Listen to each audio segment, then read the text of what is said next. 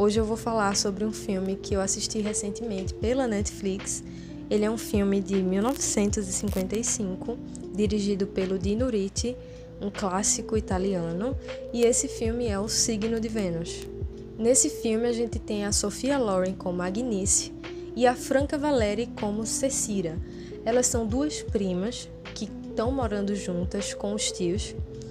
E elas duas, como várias jovens, que eu presumo lá nos seus 20 e poucos anos, estão ali vivendo sua vida em busca do amor. A Cecira, ela é uma personagem que logo no começo você vê que ela é criticada pela própria família por aparentemente querer ser o que hoje é uma mulher normal.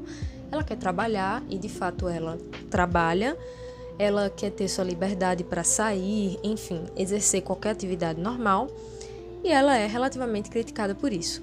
A sua prima, talvez por influência e por ver a outra, tendo essa vida e levando essa vida urbana, eles moram em Roma, ela também decide começar a sair em busca de trabalho, apesar das críticas da família, e aí começa, bem dizer, a historinha do filme, que é curto, inclusive, e isso é algo que me agrada.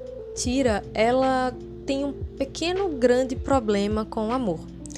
Ela parece estar o tempo todo desiludida e perdida nesse ramo da vida dela. É como se ela não conseguisse muito bem se aproximar mesmo das pessoas, no caso dos homens, e ela não consegue manter conexões suficientes para conseguir viver um grande amor, aquele amor que a gente sabe que é bem relativo. Ideia romantizada de amor que naquela época inclusive já era bastante incentivada por meio de filmes, A literatura romântica estava tendo um grande boom nessa época, inclusive pela Itália, então muito provavelmente ela era influenciada por isso. E aí a sua prima, por outro lado, parece não se importar tanto assim com essas questões, mas recebe muito mais atenção do que ela, por todos os lados. O filme ele é listado como uma comédia, mas sinceramente eu acho que eu nunca vi uma comédia para começar e no final me deixar com uma leve depressão. A Cecira, ela começa a ficar um pouco desesperada depois que um paquera dela ali do conjunto que ela mora num apartamento, enfim, e um vizinho se casa e ela fica um pouco triste com isso. Inclusive, um dos hobbies dela é ver casamentos, ir para a porta de casamentos em igreja e ficar observando. Aí ela decide ir numa cartomante e tentar entender o que é que está havendo de errado ou o que ela poderia fazer para conseguir esse grande amor.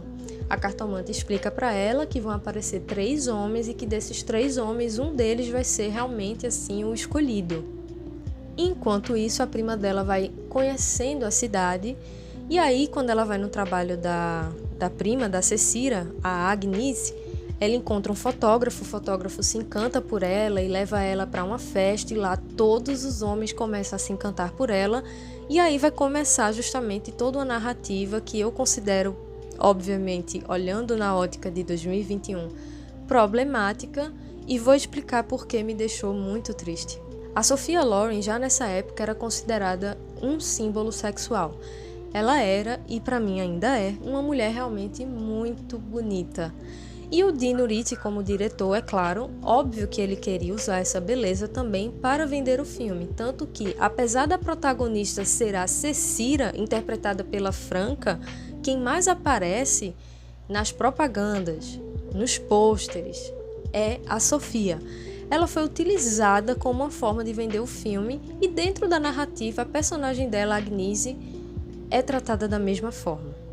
A Agnes é constantemente assediada, constantemente provocada por todos os homens ao seu redor, começando inclusive a gerar uma questão muito interessante, achei pelo menos, da Cecira em relação a ela. Cecira acha que ela provoca esse tipo de reação, que ela gosta desse tipo de reação.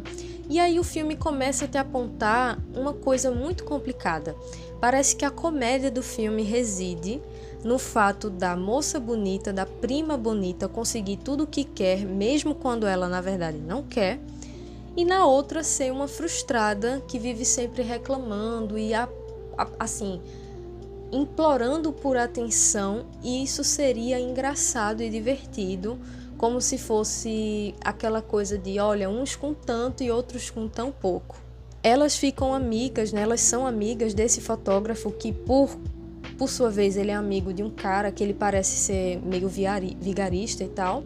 E esse cara, que ele é como se fosse um vigarista, né? Ele começa a dar certa atenção para Cecília. Então, Cecília já vai começando a pôr expectativa ali e ela fica um pouco investida naquilo.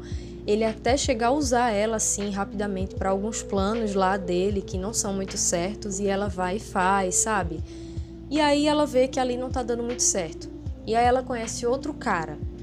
E aí ela conhece esse outro cara e também tenta ser super prestativa, simpática, tenta sair, né, com esse cara, ver no que é que dá. E aí, por fim, ela conhece outro rapaz, ou seja, ela conhece os 3 que a cartomante falou pra ela. E no meio disso tudo, a prima dela vai aparecendo na história meramente como enchimento de linguiça visual.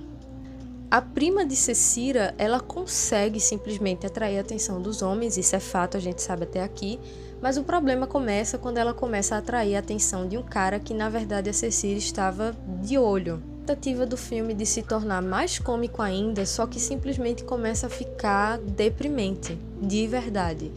Porque, na verdade, o que parece é que a comédia reside nessa competição entre as duas. Apesar da Cecília ser bem consciente e não tratar a prima mal necessariamente por conta disso, toda vez que você está falando de uma história onde você tem 2 mulheres que competem, principalmente por conta de homem, a coisa, pra mim, sinceramente, perde bastante a graça.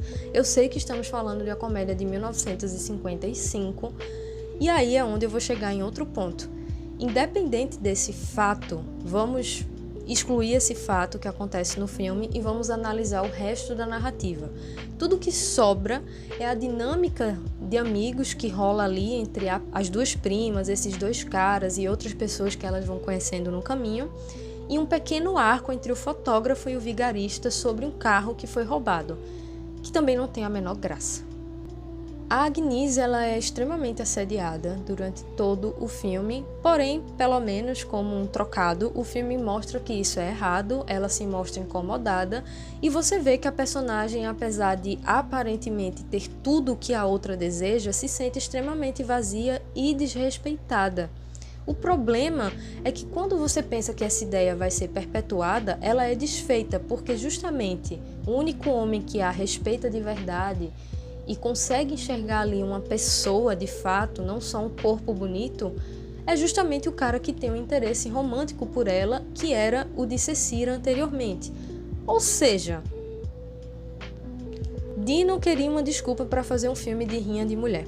E assistindo esse filme, chegando no final dele principalmente, que é bastante inesperado, eu diria, isso me fez lembrar muito uma pesquisa que resultou em um artigo de 2015, que conclui, vamos dizer assim, com uma certa amostra, mas que para mim, pelo menos, concordo com esse artigo, porque nas minhas vivências percebi isso, que mulheres mais inteligentes e mulheres mais decididas em relação aos vários aspectos da sua vida, elas tendem a ser mais solitárias, e isso estou falando também no campo romântico.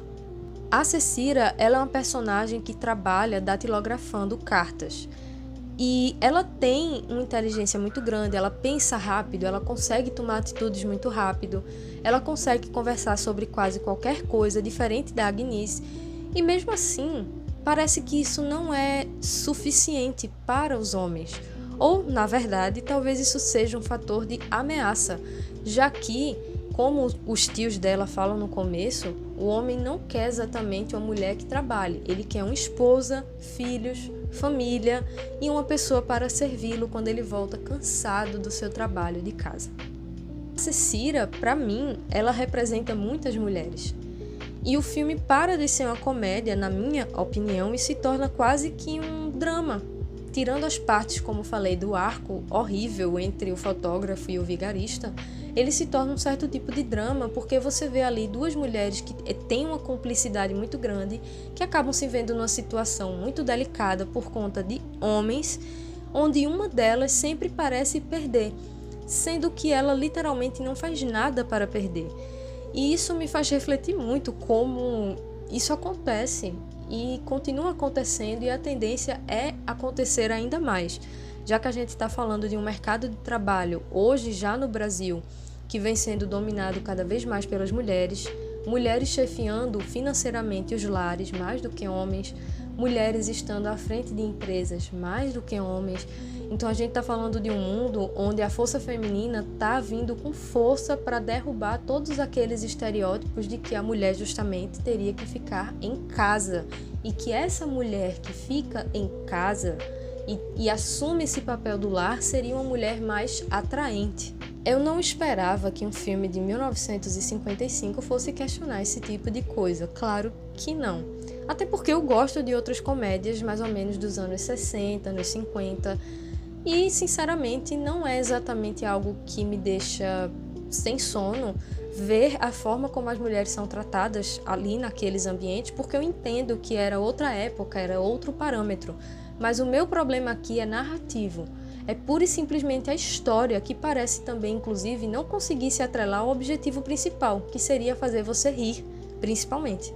Além disso, a gente conta com várias cenas desnecessárias onde um filme que já é curto poderia acabar sendo mais curto ainda, porque literalmente existem várias cenas onde mostram os personagens apenas reforçando várias coisas que já foram ditas antes, ou discutindo coisas do seu cotidiano, mas que não acrescentam para o nosso entendimento como espectador para o que está acontecendo. É interessante perceber que o Dino também é o diretor de Perfume de Mulher, Scent of a Woman, que é um filme que é bastante criticado pela forma fetichista que enxerga ali uma jovem, e vários outros filmes, eu notei, têm esse padrão. Ou seja, ele era um homem privilegiado que fazia filmes e ele conseguia, dentro desse espaço de privilégio, acabar destilando essas suas ideias, essa sua visão da mulher. Não necessariamente uma visão degradante a ponto de ser humilhante, mas uma visão, no mínimo, redutora. Ele reduz mulheres a estereótipos que são incrível, perfeita, bela, do lar, e afobada, não tão sortuda, reclamona. O que me lembra, inclusive, a Cecília, para mim, na verdade, a narrativa faz com que você fique muito na cabeça, pelo menos eu associei muito às narrativas antifeministas do começo dos anos 1900, onde em alguns países circulavam panfletos e caricaturas horríveis de mulheres que queriam voto, e eles colocavam elas como demônios e coisas do tipo, né? Lembrando aqui, novamente, mulheres brancas, ou seja, já são mulheres que estão num patamar de privilégio, né, de um país relativamente desenvolvido que é a Itália, e ainda assim essa mulher sente essa solidão e acontece essa competição. Imagina o que acontece em outros contextos, né, outras formas aí de lidar com essa situação na sociedade. O signo de Vênus é uma prova de que sempre dá para melhorar. O cinema, obviamente, percorreu um longo caminho, mas que também faz a gente lembrar que certos estereótipos desse tipo continuam sendo reforçados de maneira não tão óbvia. A Sophia Loren, por exemplo, ela acabou sofrendo sim, inclusive por papéis assim, não era muito levada a sério. A sua beleza acabou se tornando, a um certo ponto, um problema, no sentido de que as pessoas só enxergavam aquilo, não enxergavam quem era ela, que é uma mulher extraordinária, uma mulher inteligente, uma filantropista ótima e uma boa atriz. E é um filme que me deixa triste, não me deixa feliz, não é uma comédia, mesmo com a narrativa duvidosa, mesmo com um discurso que faz com que você queira achar graça da situação dela. Na verdade é o contrário, você admira a Cecília e você espera que, de qualquer forma, ela tenha encontrado algum tipo de paz no coração.